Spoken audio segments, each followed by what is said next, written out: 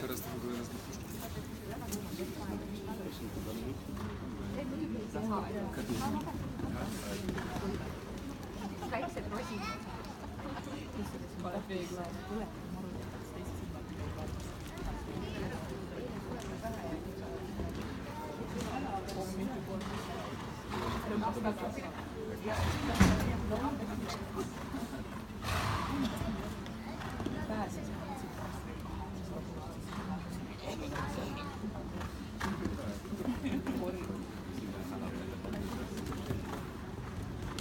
Większa?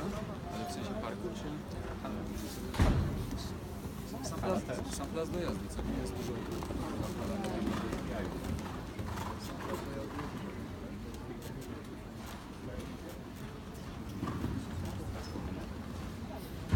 Ogarnę, że podobno jest co roku. Buonasera,